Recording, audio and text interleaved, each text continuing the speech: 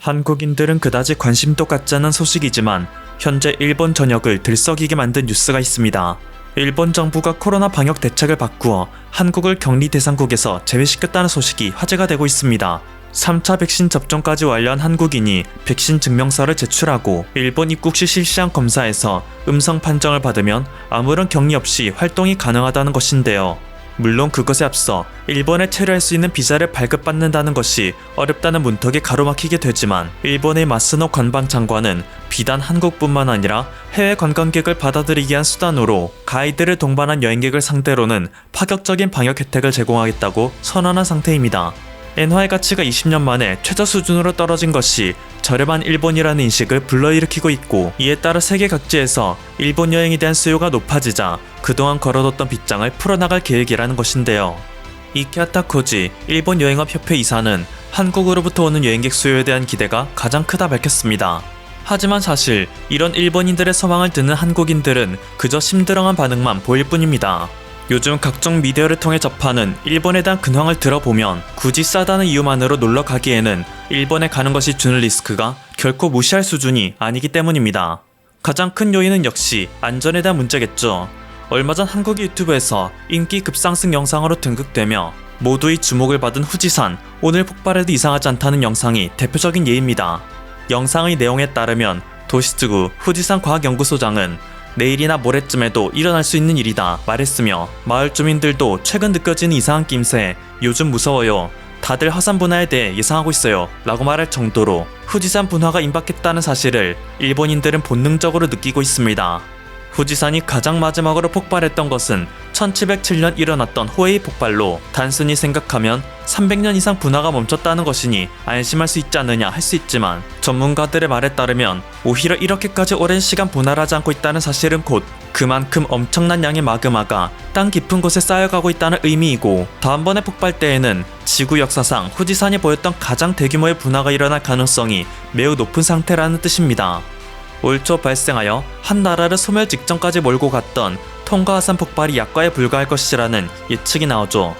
공포에 질린 일본 네티즌들은 통가 분화, 후지산 분화, 난카이 트로프 대지진, 일본 침몰을 예상하고 있으며, 요즘 빈번히 발생하고 있는 지진이 수도 직하형이나 난카이 트로프의 예행 연습이라는 불길한 예감이 든다 말하고 있습니다.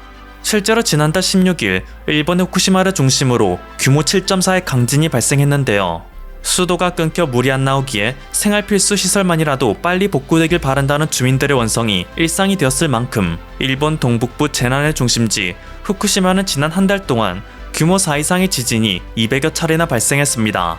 2012년 12월 이후 월 단위로는 가장 많고 평년의 2배를 훌쩍 넘는 이상 수치입니다. 일본 지진조사위원장인 히라타 나오시는 깊은 곳에서 뭔가 일어나고 있다며 연일 경고하고 있으며, 40년 안에 규모 8에서 9 수준의 초대형 지진이 발생할 확률을 90%로 끌어올리겠다 발표했습니다. 정반대에 위치한 일본 서북부의 히로시마도 상황이 상당히 나쁩니다.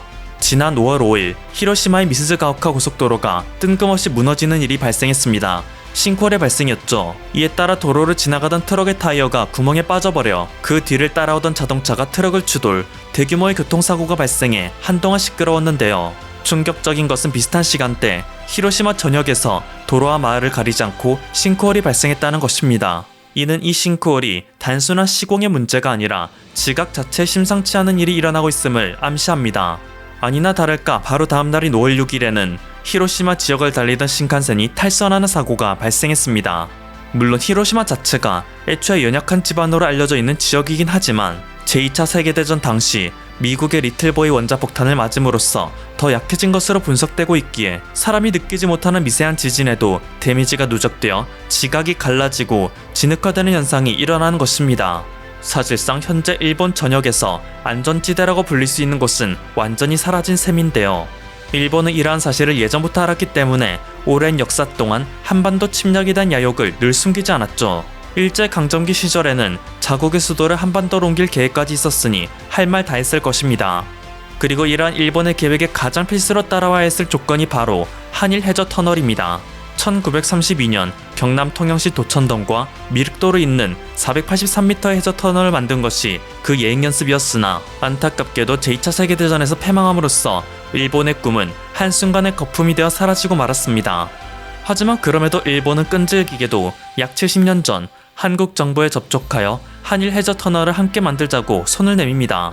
1983년에는 자체적으로 일한 터널 연구회를 조직하여 한국을 설득하기 위해 홀로 고군분투 중이며 2003년 일본의 집권당인 자민당은 한일 해저 터널 건설을 100년 안에 반드시 이루어야 할 3대 국가 과제로 선정했습니다. 2008년에는 한일 해저 터널의 건설로 가장 직접적인 영향을 받게 되는 규슈 지역의 중의원들이 한일 해저 터널 건설을 추진하기 위한 초당파 의원연맹을 발족하게 됐습니다.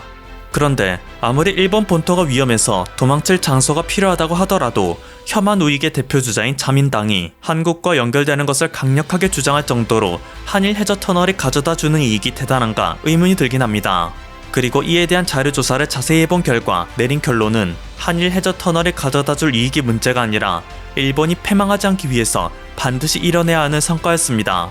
세계의 수많은 경제학자들이 만장일치로 경고하는 바에 따르면 일본은 성장은커녕 이제 경제적으로 완전히 죽는 일만 남았다고 합니다.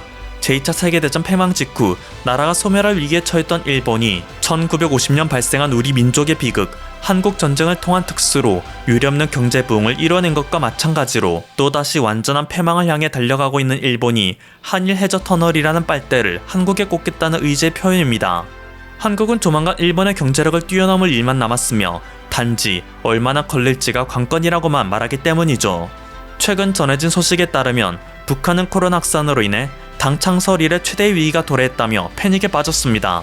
어떠한 형태로든 북한이 붕괴된다면 한국이 북한을 흡수하는 것은 너무나도 당연한 시나리오이죠. 통일 자체에 대한 의식은 정치적 신념, 세대에 따라 극명하게 차이가 나지만 북한이 망했을 때 그 땅을 한국, 미국, 중국, 일본, 러시아 중 누가 가질 것인가에 대한 질문이 들어오면 대한민국 국민 10명 중 10명 모두 당연히 우리가 가져야 한다 응답할 것입니다. 이것은 헌법에도 명시된 내용이기에 어떠한 논리로도 부정할 수 없는 사안이죠. 시간이 흐를수록 북한 정권은 점점 위태로워져 결국 붕괴할 수밖에 없습니다. 그리고 한국이 북한을 흡수하게 된다면 한국은 그간 사실상 섬에 불과했던 지리적 위치에서 한순간에 유라시아 대륙, 아프리카까지 이어지는 거대한 활로를 맞이하게 되는데요.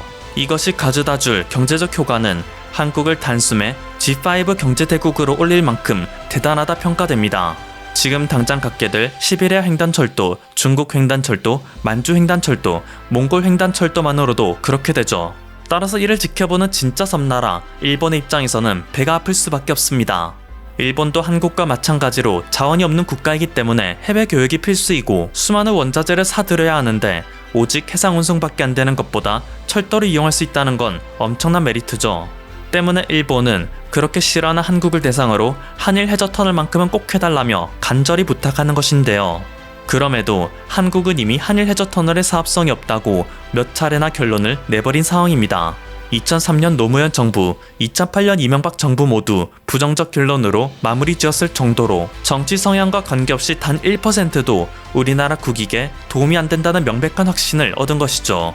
일본 70, 한국 30으로 건설 비용을 부담하자는 일본의 제안에 따르면 천문학적인 비용이 드는 것에 비해 우리가 얻을 수 있는 경제 효과는 쥐꼬리만도 못하며 일본이 대륙에 진출할 수 있는 발판을 만들어 준과 동시에 한국의 부산은 그저 일본인들이 돈 벌러 떠나다 들르는 일개 경유지로 전락할 뿐입니다.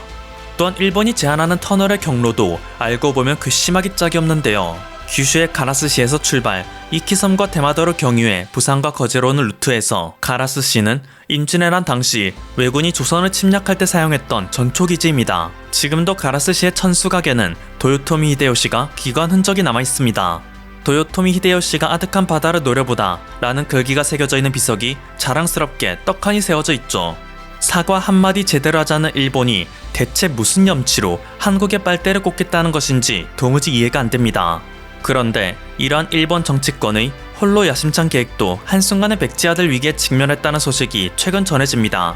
얼마 전 일본에서 내보낸 한일 해저 터널에 대한 방송이 유튜브 200만 조회수를 넘길 정도로 큰 관심을 받고 있는 것인데요.